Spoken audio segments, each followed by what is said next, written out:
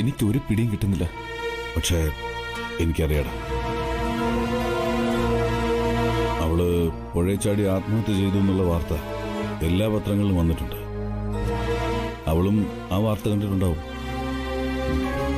ആ വാർത്ത തെറ്റാണ്, അവള് ജീവനോടെ ഉണ്ടെന്നുള്ളത് എന്നെ അറിയിക്കാനാണ് അവൾ എന്നെ വിളിച്ചിട്ടുണ്ടാവുക.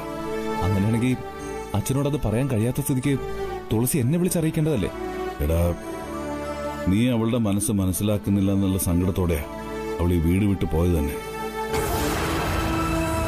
അതിന്റെ പേരിൽ നീ അവളെ വഴക്ക് പറയുന്ന അവൾക്ക് തോന്നില്ലേ? പിന്നെ നിന്നെ വിളിക്കാൻ അവൾക്ക് ധൈര്യം വരുമോ? ആ വാർത്ത പത്രത്തിൽ കണ്ട തുളസി അവളെ കൊലപ്പെടുത്തിയ കുറ്റത്തിന് അച്ഛൻ അറസ്റ്റ് ചെയ്യപ്പെട്ടതും പോലീസ് കസ്റ്റഡിയിൽ നിന്ന് അച്ഛൻ ചാടിപ്പോയതൊക്കെ പത്രത്തിൽ വായിച്ചിട്ടുണ്ടാവില്ലേ? ആ വാർത്ത തെറ്റാണെന്ന് തെളിയിക്കാൻ അവൾ തിരിച്ചു വരേണ്ടതല്ലേ? അച്ഛന് അത്രയ്ക്ക് ഇഷ്ടമല്ല അവൾക്ക്, വന്നില്ലല്ലോ. പോലീസ് സ്റ്റേഷനിലേക്ക് വിളിച്ചറിയിക്കെങ്കിലും ചെയ്യേണ്ടതല്ലേ? അവളത് ചെയ്തിരുന്നെങ്കിൽ അച്ഛന് സ്വന്തം വീട്ടില് ഇങ്ങനെ കള്ളനെ പോലെ പാത്തം പതുങ്ങിയൊക്കെ വരേണ്ട ആവശ്യമുണ്ടോ? അച്ഛനെ രക്ഷിക്കാനുള്ള ഒരു നീക്കവും തുളസിയുടെ ഭാഗത്തുനിന്ന് ഉണ്ടായില്ലല്ലോ. എടാ, ചിലപ്പോൾ അവൾ ആ വാർത്ത കണ്ടിട്ടുണ്ടാവില്ല. എന്തുകൊണ്ട് കണ്ടിട്ടുണ്ടാവില്ല എന്ന് നീ എന്നോട് ചോദിച്ചാൽ അതിന്റെ കാരണം എനിക്കും അറിയില്ല. പക്ഷേ ഒരു കാര്യം ഉറപ്പാ, ഞാൻ അപകടത്തിലാണെന്ന് അറിഞ്ഞപ്പോ എന്നെ രക്ഷിക്കാൻ എന്റെ മോള് വരണമായിരുന്നു. എല്ലാവരും അവരവരുടെ സന്തോഷം മനസ്സമാധാനം തേടി പോകുന്നു. തനിച്ച് എങ്ങോട്ടും പോയി പരിചയമില്ലാത്ത പ്രിയാമ്മ പോലും ഇവിടെ നടക്കുന്നതൊക്കെ കണ്ട് സഹിക്കാൻ കഴിയാതെ ഈ വീട് വിട്ടു പോയി. തുളസി അവളുടെ സന്തോഷം തേടി പോയിരിക്കുന്നു. അവരവരുടെയൊക്കെ ഇഷ്ടത്തിന് ഓരോ കാര്യം ചെയ്തിട്ട് സമാധാനം പറയുന്ന അച്ഛന്. അതിന്റെ പേരിൽ തളർന്നു കിടക്കുന്ന അമ്മയെ ഉപദ്രവിക്കുക. ആ SP അമ്മയെ ചോദ്യം ചെയ്യുന്ന കണ്ടിട്ടും അച്ഛൻ എനിക്ക് സഹിച്ചില്ല. സാരമില്ലടാ, ഒരിറക്കത്തിന് ഒരു കയറ്റുണ്ടെന്ന് നീ കേട്ടിട്ടില്ലേ? ഈ കുടുംബത്തിൽ കയറി മേഞ്ഞ ആ SPക്ക് അതിനുള്ള ശിക്ഷ ഞാൻ കൊടുത്തിരിക്കും. ചെയ്യാത്ത കുറ്റത്തിന് ജയിലിൽ കിടക്കാൻ.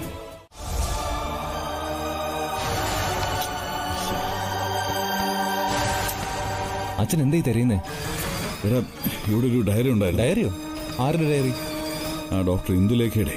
ഓ, ജനിച്ച ഉടനെ എന്നെയും തുളസിയൊക്കെ എക്സ്ചേഞ്ച് ചെയ്ത് എഴുതി വെച്ച ഡയറി. അത് ഇവിടെ എവിടെയെങ്കിലും ഉണ്ടോ? നീ ഒന്ന് നോക്കി. ആ ഡയറി കിട്ടിയിട്ട് ഇപ്പൊ എന്തിനാ? അത് കിട്ടിക്കഴിഞ്ഞാൽ അച്ഛന് കേസിന് രക്ഷപ്പെടാൻ പറ്റൂ?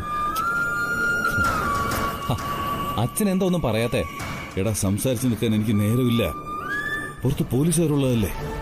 എനിക്ക് ആ ഡയറിയും സംഘടിപ്പിച്ച് ഈ ഫോണും ചാർജ് ചെയ്ത് എത്രയും പെട്ടെന്ന് ഇവിടുന്ന് പോണം. എടാ, നീ ഒന്ന് തപ്പിയെടുക്ക. ചെല്ല്. എടാ, ചെല്ല്.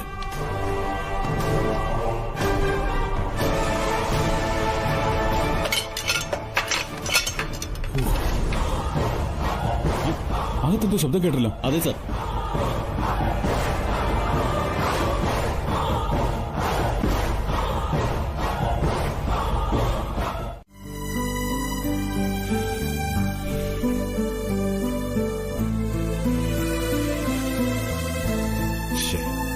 ഇവളത് എടുക്കുന്നില്ലെന്നേ.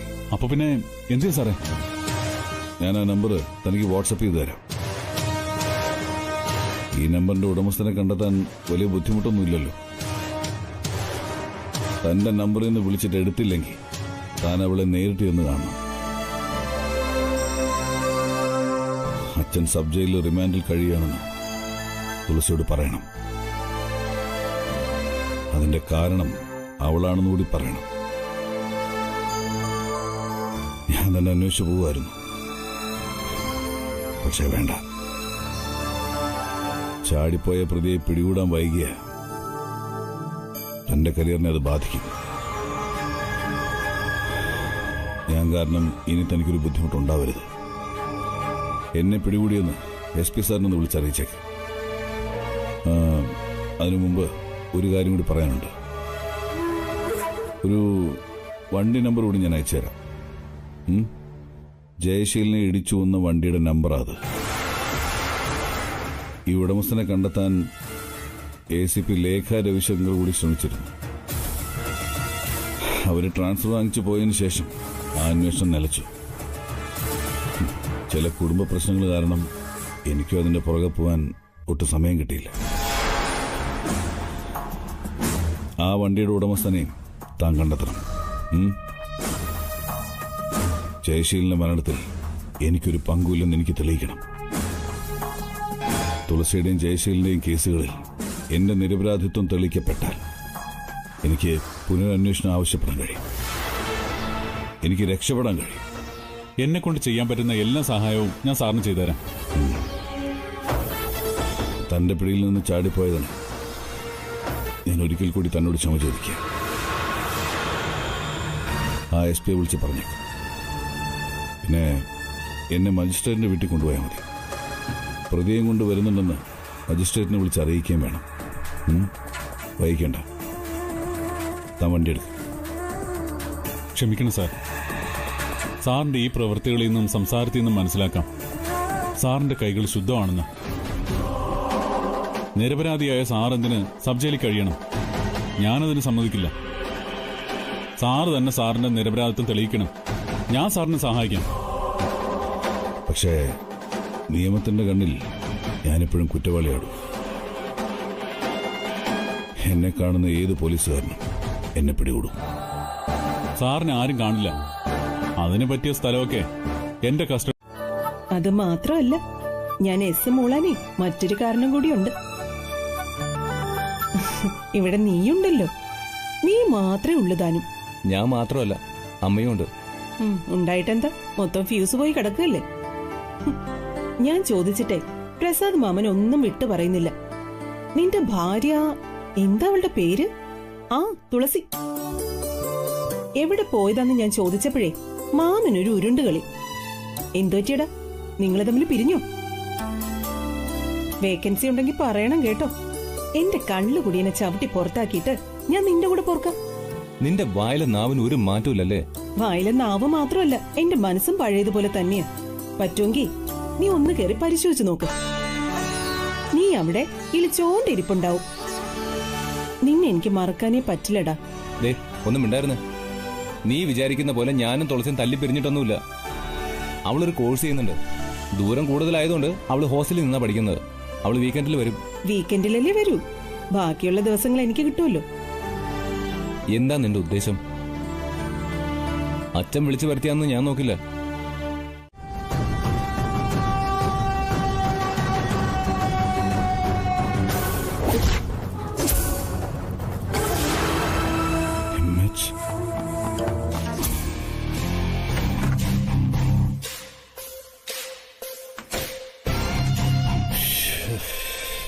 അവരെ കണ്ണു വെട്ടിച്ച് ഇതിനകത്ത് കയറാൻ പെടാപ്പാട് വരണം.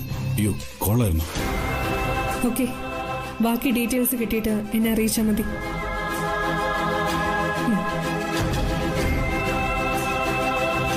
RC ഓണറിന്റെ ഡീറ്റെയിൽസ് എല്ലാം സംഘടിപ്പിച്ചിട്ടുണ്ട്. ഞാൻ നോക്ക്. ഓണറിലേക്ക് കൃത്യമായി എത്തിയാലേ നടന്ന കാര്യങ്ങൾ എങ്ങനെയാണെന്ന് വ്യക്തമായി മനസ്സിലാവും.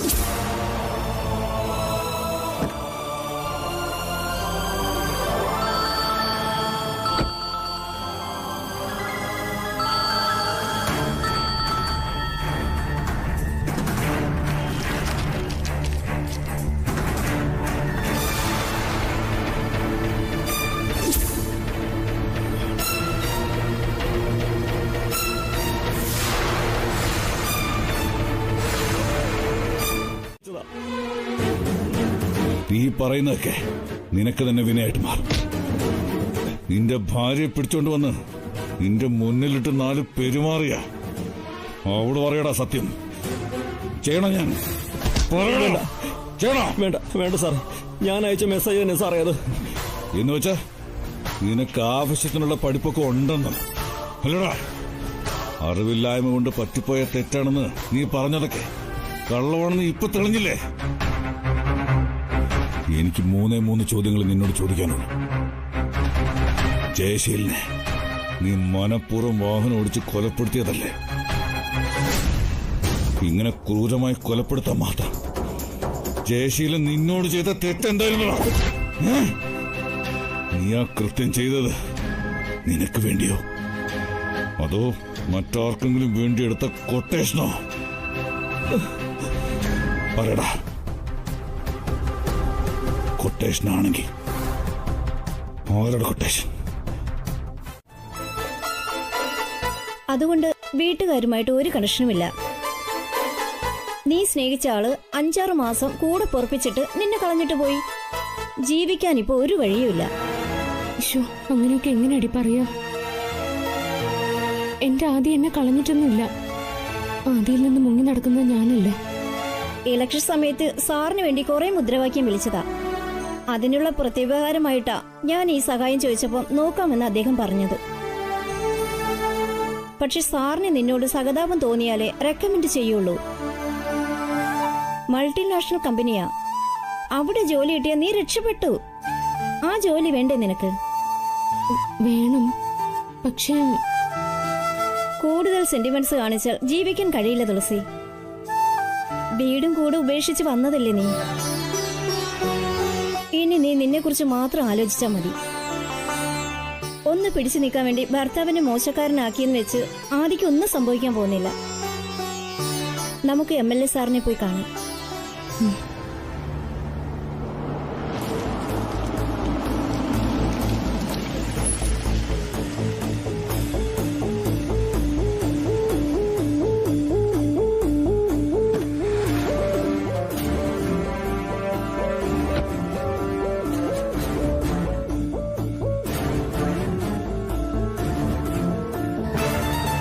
കൃഷ്ണപ്രസാദ് സാർ എന്നെ പറഞ്ഞയച്ചത് മാഡത്തെ എങ്ങനെയെങ്കിലും കണ്ടെത്തി അദ്ദേഹത്തിന്റെ അടുത്ത് എത്തിക്കണമെന്നാ എനിക്ക് കിട്ടിയ ഇൻസ്ട്രക്ഷൻ. മാഡം എന്റെ കൂടെ വരണം. എക്സ്ക്യൂസ് അല്ല എനിക്ക് വേണ്ടത്. പോലീസിനെ വെട്ടിച്ച് കടന്ന പ്രതിയാണ് അയാൾ. 24 മണിക്കൂർ കൂടി ഞാൻ തരും. അതിനുള്ളിൽ കൃഷ്ണപ്രസാദിനെ കണ്ടെത്തിയില്ലെങ്കിൽ താൻ സർവീസിലുണ്ടാവില്ല. സർ,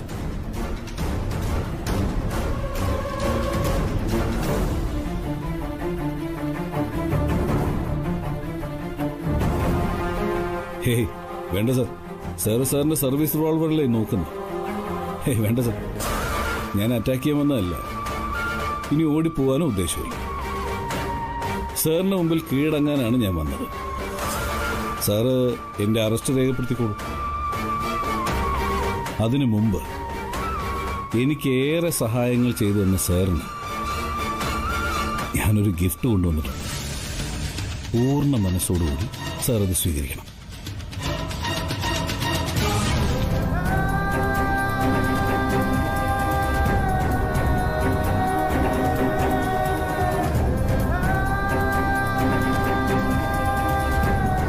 സാറിന് ഈ കുട്ടിയെ മനസ്സിലായോ? തുളസി, ഇവളെയാ ഞാൻ പുഴയെ തള്ളിയിട്ട് കൊന്നത്.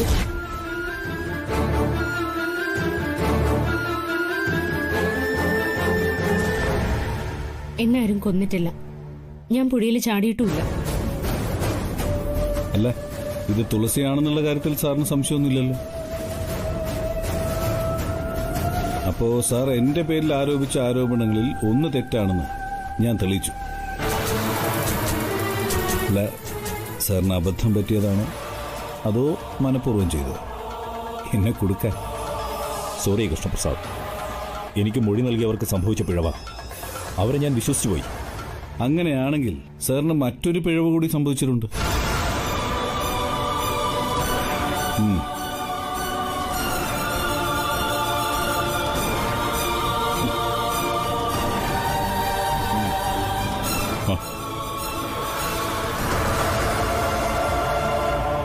സാറിന് ഇയാളെ മനസ്സിലായോ?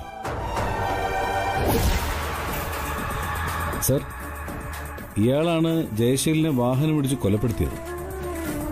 അതൊരു കൊട്ടേഷനാണെന്നാണ് ഇവൻ പറയുന്നത്.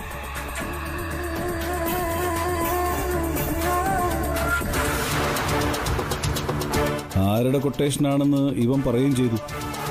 അല്ല, ഞാൻ പറയിപ്പിച്ചു. നീയാണോ ജയശീലിനെ കൊലപ്പെടുത്തിയത്? ആർക്കു വേണ്ടിയാണോ നീ അത് ചെയ്തത്?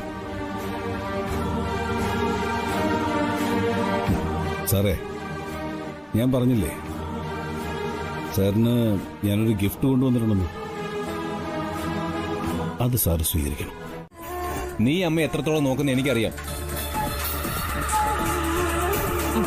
കണ്ടില്ലേ, നിന്റെ ടീഷർട്ട് ഇവളിട്ടിരിക്കുന്നേ. ഞാനിത് അഴിച്ചു മാറ്റാൻ പറഞ്ഞപ്പോ എന്നോട് വഴക്കിന് വരുക. നീ എന്തിനാ എന്റെ ടീഷർട്ട് എടുത്തിട്ട്? എനിക്കധികം ഡ്രസ്സൊന്നുമില്ല. ജോലികളൊക്കെ തീർന്നിട്ട് കുളിച്ചാലും ഇത് തന്നെ എടുത്തിടണം. തൂത്തുവാരുമ്പോ എന്റെ ഡ്രസ്സിലെ പൊടി പറക്കണ്ടെന്ന് കരുതിയ ആദ്യയുടെ മുഷിഞ്ഞ ടീഷർട്ട് ഞാൻ എടുത്തിട്ടത്. അത് ഇത്ര വലിയ പ്രശ്നമാക്കുമെന്ന് ഞാൻ കരുതിയില്ല ആദി. ഇവിടെ പച്ചക്കള്ളം പറയുന്നതാ. ചേഞ്ച് ചെയ്യാൻ ഡ്രസ് ഇല്ലെങ്കിൽ എന്നോട് ചോദിച്ച പോരെ, ഞാൻ തരില്ലേ? ഇവക്കേ നിന്റെ മണം ആസ്വദിക്കണമെന്ന്. ആദിയുടെ ഷർട്ട് ഇടുമ്പോ ആദ്യം ചേർന്ന് നിൽക്കുന്ന പോലെ ഇവക്ക് തോന്നുന്നു. ഇവളുടെ മനസ്സിരിപ്പ് ആർക്കും മനസ്സിലാവുന്നില്ലെന്ന വിചാരം. നിന്റെ മനസ്സിലിപ്പേ എനിക്ക് മനസ്സിലാവുന്നുണ്ട്. അമ്മയെ നോക്കാൻ ഇവളെ നിർത്തിയത് നിനക്ക് പിടിച്ചില്ല. ഇവളെ എങ്ങനെയെങ്കിലും ഇവിടുന്ന് പുറത്താക്കണം. അതിനുവേണ്ടി ഓരോരോ ഐഡിയയും കണ്ടുപിടിച്ച് വന്നിരിക്കുക. അതെ, നിന്റെ ആഗ്രഹം നടക്കാൻ പോകുന്നില്ല. അമ്മയ്ക്ക് ഭേദാവുന്നത് വരെ ജയന്തി ഇവിടെ തന്നെ ഉണ്ടാവും.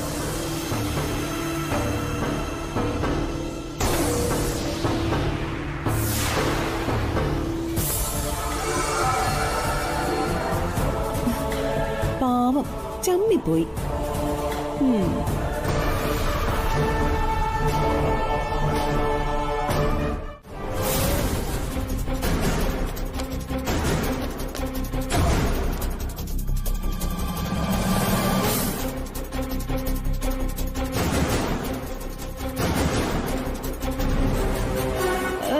കിടക്കുന്ന കിടപ്പ് കണ്ടില്ലേ? കുറെ പേരെ കണ്ണീര് കുടിപ്പിച്ചതല്ലേ? അതിന് ദൈവം തന്ന ശിക്ഷയായത്. എടുത്ത് പൊട്ടക്കിണറ്റിൽ ഇടാനാ തോന്നുന്നേ. ഒന്നേ കിട്ടെ ജന്തുവിനെ. ശരിക്കും കൊല്ലാൻ എന്റെ കൈ ധരിക്കുന്നുണ്ട്.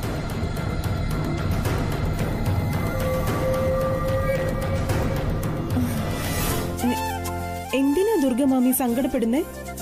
ഞാൻ എപ്പോഴും പ്രാർത്ഥിക്കുന്നുണ്ട്, എന്റെ ദുർഗമാമിക്ക് വേഗം ഭേദമാക്കി കൊടുക്കണേ ഈശ്വരാന്ന്. ഈശ്വരന്മാർ എന്റെ പ്രാർത്ഥന കേൾക്കും. മാമിക്ക് വേഗം ഭേദാവും. സങ്കടപ്പെടണ്ട കേട്ടോ. അല്ല, മാമിക്ക് എന്തായാലും കുടിക്കാൻ വേണോ? ഞാൻ എടുത്തോണ്ട് വരാം കേട്ടോ. എനിക്കിവിടെ നിന്ന് മാറി നിൽക്കേണ്ട സാഹചര്യം വന്നപ്പോ ദുർഗയെ ആരും നോക്കാനില്ലല്ലോ എന്നുള്ള സങ്കടമായിരുന്നു എനിക്ക്. അപ്പോഴാ ജയന്തിയെ വിളിച്ചു വരുത്താൻ തോന്നിയത്. സ്വന്തം അമ്മയെ നോക്കുന്ന പോലെയല്ലേ ജയന്തി ദുർഗയെ നോക്കുന്നത്. ദുർഗമാമി എനിക്ക് അന്യൊന്നും അല്ലല്ലോ പ്രസാദ് മാമ, എന്റെ സ്വന്തം തന്നെയല്ലേ. മാമനൊന്ന് മുറിന്ന് പുറത്തിറങ്ങി നിൽക്കാവോ? ഞാനൊന്ന് ക്ലീൻ ചെയ്തിട്ട് വന്നാ മതി.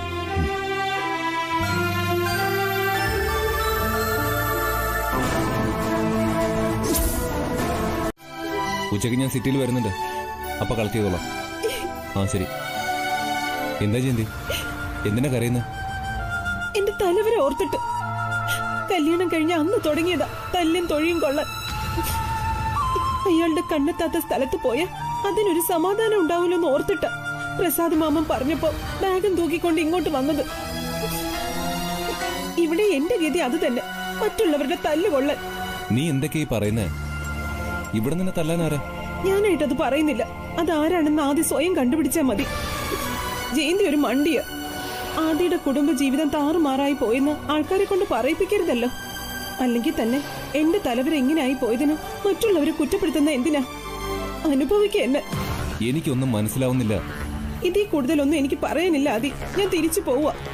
തിരിച്ചു പോവാനോ? എന്നെ അന്വേഷിച്ച് നടക്കുന്നുണ്ടാവും എന്റെ കെട്ടിയോ.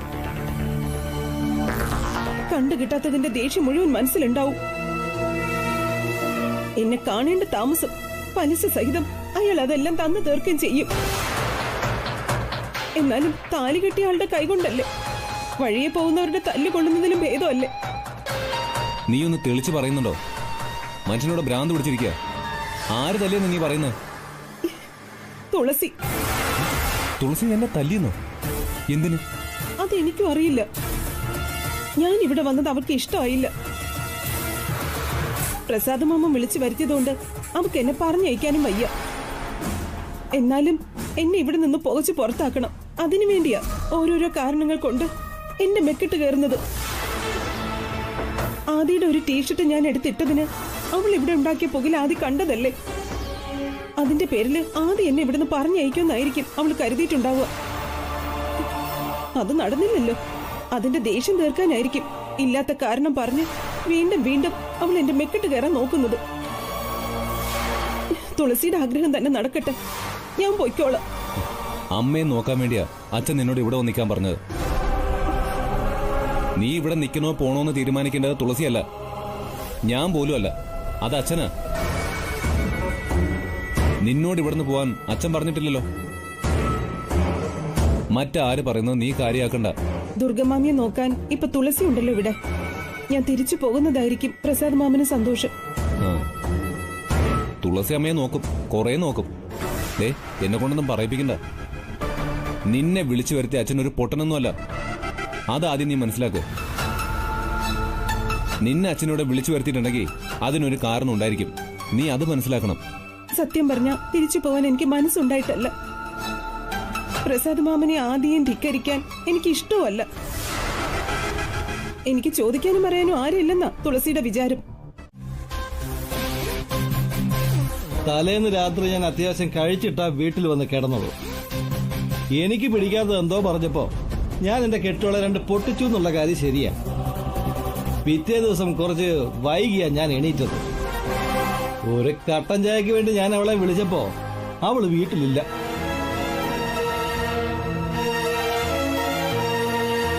എന്നോട് പറയാതെ അവൾ എങ്ങോട്ടോ മുങ്ങി.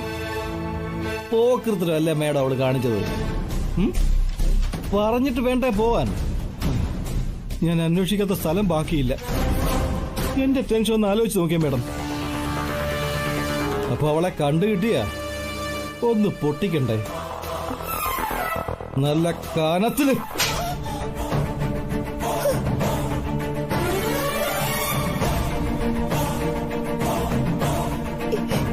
എന്തിനാ എന്നെ നിങ്ങൾ അന്വേഷിക്കുന്നത്? പിടിച്ചോണ്ട് പോയിട്ട് വീണ്ടും വീട്ടിലിട്ട് നരകിപ്പിക്കാനല്ലേ? അതുകൊണ്ട് തന്നെയാ ആരോടും പറയാതെ ഞാൻ മുങ്ങിയത്. നീ എവിടെ പോയി മുങ്ങിയാലും ഞാൻ അവിടെ വന്ന് പൊക്കുമെന്ന് നിനക്ക് ഇപ്പൊ മനസ്സിലായില്ലേ? രാത്രി 4 അടിച്ചിട്ട് വരുമ്പോ എനിക്ക് എടുത്തിട്ട് പെരുമാറാൻ നീ വീട്ടിൽ ഇല്ലെങ്കിൽ ഒരു സുഖമില്ലടി. വാ നമുക്ക് പോവാം. ഇല്ല, ഞാനില്ല. ഇനി ആ നരകത്തിലേക്ക് ഞാൻ വരില്ല. നീ വരും. എന്റെ മരണം വരെ എന്റെ തല്ലും ചവിട്ടും കൊണ്ട് വാലും ചുരുട്ടി നീ എന്റെ വീട്ടിൽ കിടക്കുകയും ചെയ്യും. ഞാൻ വരില്ലെന്ന് പറഞ്ഞില്ലേ? നിങ്ങൾ പോവാൻ നോക്ക്. എന്നോട് വാശി കാണിക്കില്ല ജയന്തി. മര്യാദക്ക് നീ എന്റെ കൂടെ വന്നില്ലെങ്കിൽ തല്ലി ബോധം കെടുത്തി വണ്ടിയുടെ പുറകിലെടുത്തിട്ട് ഞാൻ നിന്നെ വീട്ടിൽ കൊണ്ടുപോകും. എന്റെ സ്വഭാവം നിനക്ക് ശരിക്കും അറിയാലോ. നിങ്ങളുടെ ഗുണ്ടായിസേ കിന്നാശ്ശേരി കവലയിലെ ആ ചെക്കന്മാരോട് മതി. ഇതാരുടെ വീടാന്നറിയോ? ACP കൃഷ്ണപ്രസാദിന്റെ വീടാ.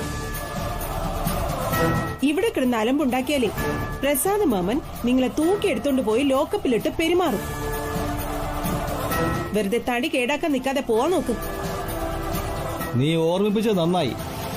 അയാളുടെ മുഖത്ത് നോക്കി നല്ല വർത്തമാനം പറയാൻ കൂടിയാ ഞാൻ ഇവിടെ വന്നത്. എന്റെ ഭാര്യയെ എന്നോട് ചോദിക്കാതെ ഇവിടെ കൊണ്ടുവന്ന് നിർത്താൻ ആരയാൾക്ക് അധികാരം കൊടുത്തത്? അയാൾ ACP ആണെങ്കിലേ എന്റെ വീട്ടിൽ ഞാൻ DGPയാ. അവിടെ കാര്യങ്ങൾ തീരുമാനിക്കാൻ ഞാൻ മതി. വിളിക്കേ, അയാളെ ഇങ്ങോട്ട് വിളിക്കേ. സന്ദിപേട്ട വേണ്ട. പ്രസാദ് മാമന്റെ മുന്നിൽ ഷോ കാണിക്കാൻ പോയാലേ നിങ്ങൾ പിന്നെ ഖേദിക്കേണ്ടി വരും. വെറുതെ അപകടം ക്ഷണിച്ച് വരുത്താതെ പോവാൻ നോക്ക്. അപ്പൊ എനിക്ക് അപകടം വരുന്നതിൽ നിനക്ക് വിഷമമുണ്ടല്ലേ? അപ്പോ നിനക്കെന്നോട് സ്നേഹമുണ്ട്. സ്നേഹം ഉണ്ടായിട്ടൊന്നുമല്ല. നിങ്ങളെ പോലൊരു കാട്ടുപോത്തിനെ ആര് സ്നേഹിക്കാനാ? മാമന്റെ പോലീസുകാര് തല്ലി ഇഞ്ച പരുവാക്കിയ ഞാൻ തന്നെ വേണ്ടി നോക്കാൻ. എന്നെ തല്ലാനോ? നിന്റെ മാമന്റെ പോലീസുകാര് എന്നെ തല്ലാനോ? എന്നാ ഒന്ന് കാണണമല്ലോ. വിളിക്കേ. ഇനി നീ ഇവളെ കൈവച്ച ഇവളിൽ നിന്നൊരു പരാതി എഴുതി വാങ്ങി ഗാർഹിക പീഡനത്തിന് നിന്നെ ഞാൻ അറസ്റ്റ് ചെയ്യും. പിന്നെ ലോക്കൽ സ്റ്റേഷനിൽ കൊണ്ടുപോയി ലോക്കപ്പിലിട്ട് ശരിക്കും പെരുമാറാൻ നിർദ്ദേശം നൽകും. കോടതി വിധിച്ച ശിക്ഷയും കഴിഞ്ഞ് നീ പുറത്തിറങ്ങുമ്പോൾ ഇവളെ തല്ലാനുള്ള ബലം നിന്റെ ഈ 2 കൈകൾക്കും ഉണ്ടാവില്ല. എന്റെ പോലീസുകാർ നിന്റെ ഈ 2 കൈകളും തല്ലി ഒടിച്ചിരിക്കും. അയ്യോ ഇല്ല സാറേ, ഞാൻ ഇവിടെ തല്ലുവൊന്നുമില്ല. കേട്ടില്ല മോളെ, ഇനി നീ ധൈര്യമായിട്ട് വയ്ക്കും. ശരി.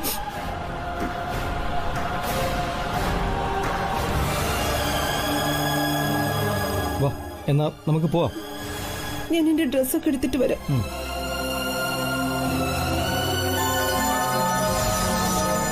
അയാൾ എങ്ങനെ കണ്ടുപിടിച്ചു എന്ന് നീ ആലോചിക്കണമെന്നില്ല.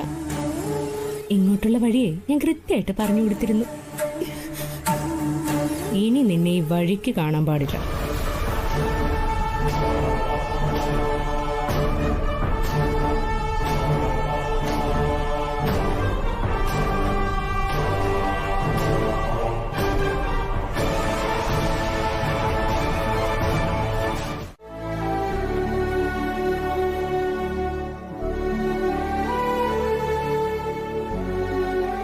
നീ എന്താടാ ഇവിടെ വന്നിരിക്കുന്നത്? മുറിയിലേക്ക് ചെല്ല്. ഓരോന്നിങ്ങനെ ഓർത്തിരുന്നു പോയതാ. ഓർക്കണ്ട ആദി, ഓർക്കാൻ നല്ലത് കുറച്ച് മാത്രമല്ലേ ഉള്ളൂ. അത് മാത്രം ഓർത്തെടുത്താ മതി. മനസ്സിനകത്തിട്ട് കുഴിച്ചുമൂടിയ ചീഞ്ഞ ഓർമ്മകൾ പോലും ചിലപ്പോൾ പുറത്തു വരും. അതുകൊണ്ട് ഞാനിപ്പോ ഒന്നും ഓർക്കാറില്ല. അച്ഛാ, ഞാൻ ഓർത്തത് തുളസിയെക്കുറിച്ചാ. അമ്മയെ ഏറ്റവും വലിയ ശത്രുവിന്റെ സ്ഥാനത്ത് നിർത്തി യുദ്ധം പ്രഖ്യാപിച്ച തുളസിക്കിപ്പോ അമ്മ കഴിഞ്ഞേ മറ്റാരും ഉള്ളൂ. ശരീരം അനുവദിച്ചില്ലെങ്കിലും വെളുക്ക് മുമ്പേ അവൾ ഉണരും. വെള്ളം ചൂടാക്കി അമ്മയുടെ ദേഹം മൊത്തം തുടച്ചു കൊടുക്കുക, ഡ്രസ്സ് മാറ്റി കൊടുക്കുക, ആഹാരം മരുന്നും കൂടി കൊടുത്തിട്ടേ അവള് സ്വന്തം കാര്യം പോലും നോക്കാറുള്ളൂ. തുളസി ദുർഗയെ സ്വന്തം അമ്മയെ പോലെ കണക്കാക്കുമെന്ന് നിനക്ക് തോന്നുന്നുണ്ടോ? എനിക്കറിയില്ല ചാ, പക്ഷേ അമ്മയ്ക്ക് ഒരു കുറവും വരുത്താറില്ല. അതുമാത്രം പോരാ ദുർഗയ്ക്ക്. തുളസിയുടെ ശ്രദ്ധയും പരിചരണവും മാത്രം പോരാ ദുർഗയ്ക്ക്. നീ അന്ന് കണ്ട സ്വപ്നം പോലെ അമ്മയെന്നുള്ള വിളി കൂടെ വേണം ആ പാവത്തിന്. പക്ഷെ ഒരിക്കൽ പോലും തുളസിയുടെ നാവിന്ന് അങ്ങനൊരു വിളി ഉണ്ടായിട്ടില്ല. ഒരിക്കലും അതും സംഭവിക്കുവച്ചാ. അമ്മയെ തിരിഞ്ഞു നോക്കാൻ പോലും തയ്യാറാവാതിരുന്ന തുളസി ഇപ്പോ അമ്മയെ നോക്കാൻ തുടങ്ങിയില്ലേ? അത് തന്നെ ഈ കുടുംബത്തിന്റെ കഷ്ടകാലം നീങ്ങി തുടങ്ങിയതിന്റെ ലക്ഷണമാണ്. അച്ഛൻ നോക്കിക്കോ, അന്ന് ഞാൻ കണ്ട സ്വപ്നം ഒരു ദിവസം സത്യമാവും. തുളസി ഉള്ളിൽ തട്ടി അമ്മയെന്ന് വിളിക്കും. ആ വിളി കേട്ട് ഉറങ്ങിപ്പോയ ദുർഗാമ്മയുടെ മനസ്സും ഇന്ദ്രിയങ്ങളും ഉണരും. അപ്പോഴേക്കും തുളസി കൂടി വീണു പോവുമെന്നാ എന്റെ പേടി. എടാ, മാസം തികഞ്ഞ് നിൽക്കുക അവള്. നല്ല ശ്രദ്ധ വേണ്ട സമയമാ. പക്ഷേ അവൾക്ക് വിശ്രമം എന്തെന്നറിഞ്ഞിട്ട് എത്ര ദിവസമായെന്നറിയാമോ? എളുപ്പംകാലത്ത് കണ്ണു തുറന്ന ഈ നേരത്താ അവള് നടുവൊന്ന് ചായ്ക്കുന്നത്. അവളെ ഓർത്ത് എനിക്ക് നല്ല പേടിയുണ്ടാതി. അച്ഛാ, എനിക്കും പേടിയുണ്ട്. ഒരു ഹോം നേഴ്സിനെ നിർത്താന്ന് വെച്ചാ തുളസി സമ്മതിക്കണ്ടേ? അവൾക്ക് വയ്യാണ്ടാവുന്നതുവരെ അമ്മയെ അവള് തന്നെ നോക്കുന്നുള്ള വാശിയില്ല. ഇനിയും അവളുടെ പിടിവാശി അംഗീകരിച്ചാൽ അത് തുളസിക്കും അവളുടെ വയറ്റിലുള്ള കുഞ്ഞിനും ആപത്താ. തുളസിയുടെ കണ്ടീഷൻ മോശമാണ്. നല്ല റെസ്റ്റും ശ്രദ്ധയും വേണമെന്ന് ഞാൻ പറഞ്ഞതാണ്. നിങ്ങൾ കേട്ടില്ല.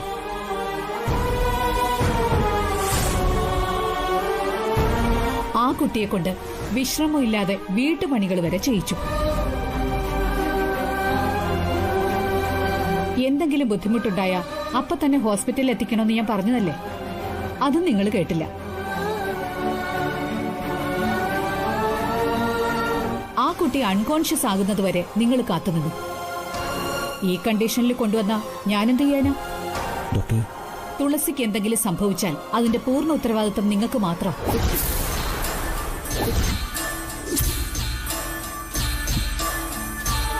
സാറൊരു ഉയർന്ന പദവിയിലിരിക്കുന്ന പോലീസ് ഓഫീസറല്ലേ? സാറിനെങ്കിലും കുറച്ച് ഉത്തരവാദിത്വം കാണിക്കാമായിരുന്നു.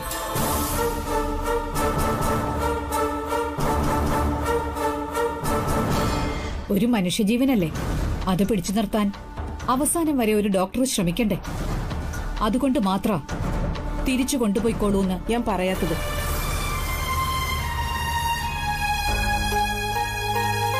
തുളസിയുടെ കണ്ടീഷൻ വളരെ മോശം. ദൈവത്തിൽ വിശ്വാസം ഉണ്ടെങ്കിൽ പ്രാർത്ഥിക്കൂ. അത് മാത്രമേ എനിക്ക് പറയാനുള്ളൂ. ഇന്ന എടുത്തോ. പക്ഷേ ഇതിൽ തൊടുന്നതിന് മുന്നേ ഞാൻ കുറച്ച് കണക്കുകൾ പറയും. അതിന് സമാധാനം ഉണ്ടാവണം.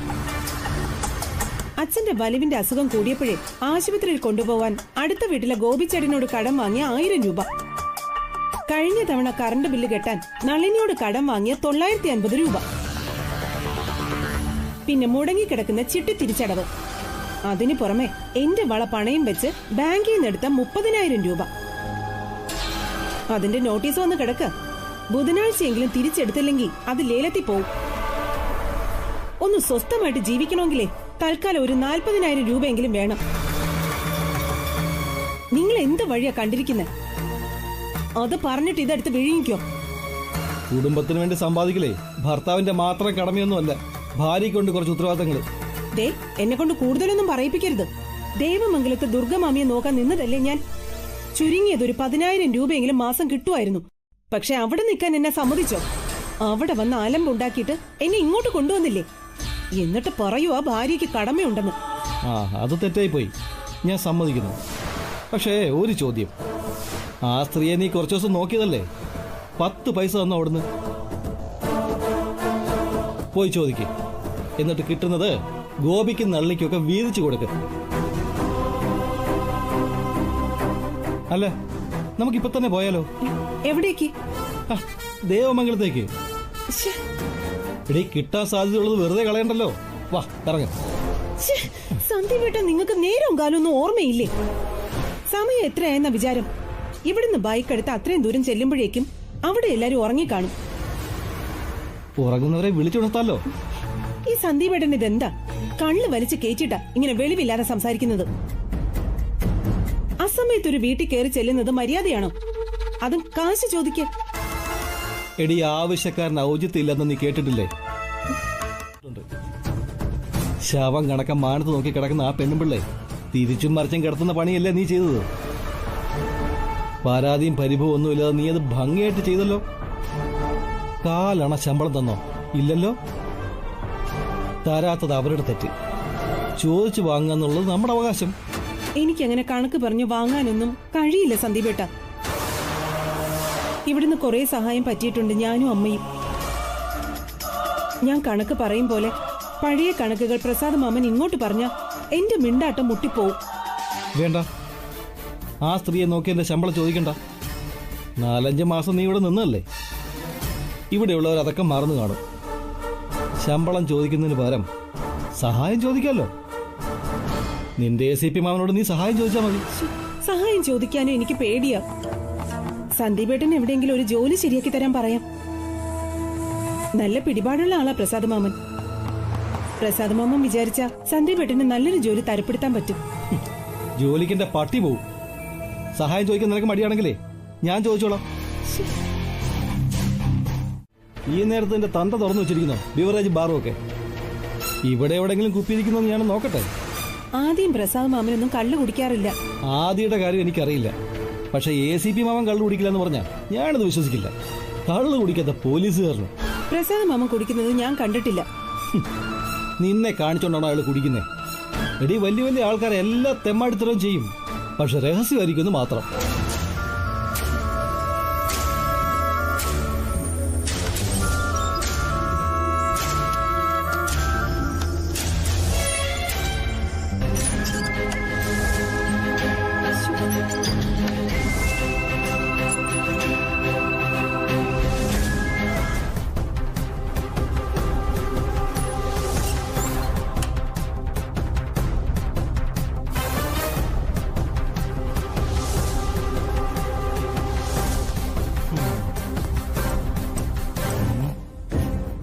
ഇതെന്താടി കള്ളല്ലാതെ അമൃതം?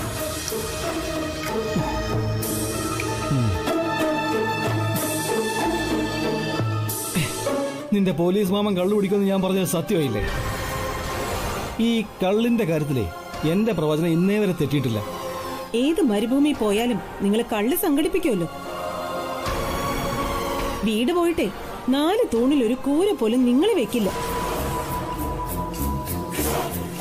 നിങ്ങൾ ചത്താലേ ഞാൻ രക്ഷപ്പെടും. നിങ്ങൾ കുടിച്ച് ബോധമല്ലാതെ കിടക്കുമ്പോഴേ നിങ്ങളെ വെട്ടിക്കൊന്ന് ഞാനും ചാവും. അത് ഉറപ്പാ. എനിക്ക് വയ്യ ഇങ്ങനെ നരകിക്കാൻ.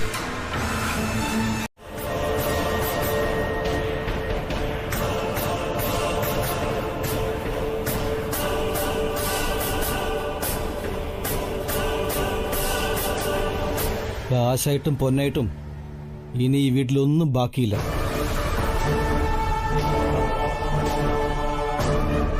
വില പിടിച്ച ഒരുപാട് സാധനങ്ങൾ വേറെ ഉണ്ട്, ഞാൻ ഒന്നും തൊട്ടിട്ടില്ല. എല്ലാം കൂടി കൊണ്ടുപോയാ കുടുങ്ങാൻ സാധ്യത കൂടുതലാണ്. എനിക്ക് നല്ല പേടിയുണ്ട്. സന്ദീപേട്ടൻ കൊന്നുകളയൊന്ന് പേടിപ്പിച്ചുകൊണ്ടാ ഞാൻ ഇതിന് കൂട്ടുനിന്നത്. ഇടി പിടിക്കാതിരിക്കാനുള്ള മുൻകരുതലുകളൊക്കെ ഞാൻ എടുത്തിട്ടുണ്ട്. നീ പേടിക്കേ വേണ്ട. പോലീസിന് ഒറ്റ വിരലടയാളം പോലും കിട്ടില്ല. അതുകൂടാതെ ഇവിടെ എല്ലായിടത്തും ഞാൻ മുളക് പൊടി വിതറുകയും ചെയ്തു. ഇനി പോലീസിനേക്ക് മണം പിടിക്കാൻ പോലും കഴിയില്ല. നീ പേടിക്കണ്ടെന്ന് ഞാൻ പറഞ്ഞില്ലേ?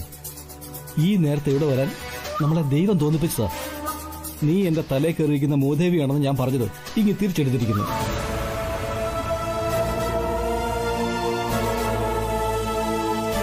എന്നെ പേടിച്ച് നീ ഈ വീട്ടിൽ താമസിച്ചുകൊണ്ടല്ലേ ഞാൻ നിന്നെ അന്വേഷിച്ചു വന്നേ. വീണ്ടും ഈ വീട്ടിൽ വരാനും ഇങ്ങനൊരു ഐഡിയ മനസ്സിൽ തോന്നാനും നിമിത്തമായത് അതല്ലേ? നീ മൂദേവിയൊന്നും അല്ല, എന്റെ ജീവിതം മാറ്റിമറിക്കാൻ വന്ന മഹാലക്ഷ്മി തന്നെയാ. ആരെങ്കിലും വരുന്നതിന് മുൻപ് നമുക്ക് ഇവിടുന്ന് പോവാം.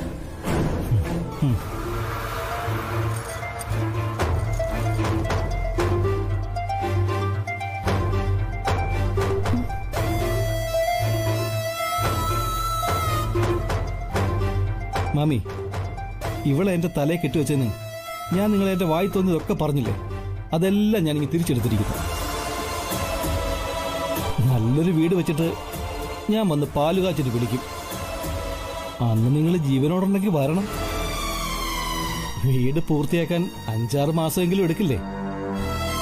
അതിനു മുമ്പ് നിങ്ങൾ ചത്തുപോകുന്ന എനിക്ക് തോന്നുന്നത്. മതി സന്ദീപേട്ട, നമുക്ക് ഇവിടുന്ന് പോവാം. ശരി. അല്ല സന്ദീപേട്ട, എന്താ? കുറെ കാലം കഴിഞ്ഞിട്ടാണെങ്കിലും ദുർഗമാമിക്ക് ഭേദമാകാൻ സാധ്യതയുണ്ടെന്നാ അന്ന് ആദ്യം പറഞ്ഞത്. അതുകൊണ്ട് നമ്മളീ പൊന്നും പണവും മോഷ്ടിച്ച കാര്യം ദുർഗമാമി എല്ലാരോടും പറയില്ലേ? ഈ കിടപ്പ് കിടക്കുന്ന സ്ത്രീ എഴുന്നേക്കാനോ? എനിക്ക് തോന്നുന്നില്ല. എഴുന്നേക്കാൻ സാധ്യതയുണ്ടെന്ന് അവരോട് പറഞ്ഞത്. ദുർഗമാമി ചികിത്സിക്കുന്ന ഡോക്ടർ അത് പറഞ്ഞ്. ഡോക്ടർ അങ്ങനെ പറഞ്ഞ സ്ഥിതിക്ക് ദുർഗമാമി എന്നെങ്കിലും എഴുന്നേറ്റാലോ?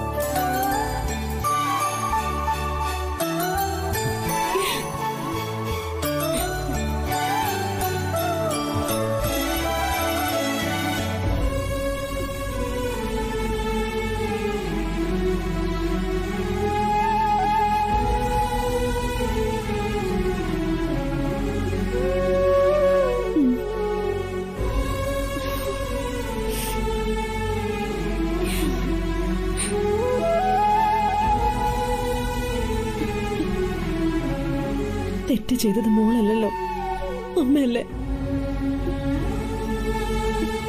ആണായാലും പെണ്ണായാലും ദൈവം തരുന്നതല്ലേ. ഞാൻ അന്ന് അങ്ങനെ ചിന്തിച്ചില്ല. ആ തെറ്റ് തിരുത്താൻ ദൈവം തനിക്ക് വീണ്ടും ഒരു പെൺകുഞ്ഞിനെ തന്നിരിക്കുക.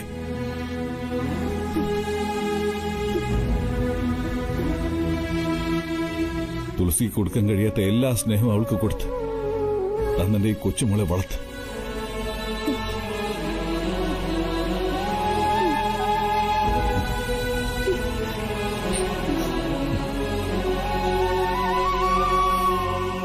ഇനി ഇതാ ദേവമംഗലത്തിന്റെ ചിത്രം.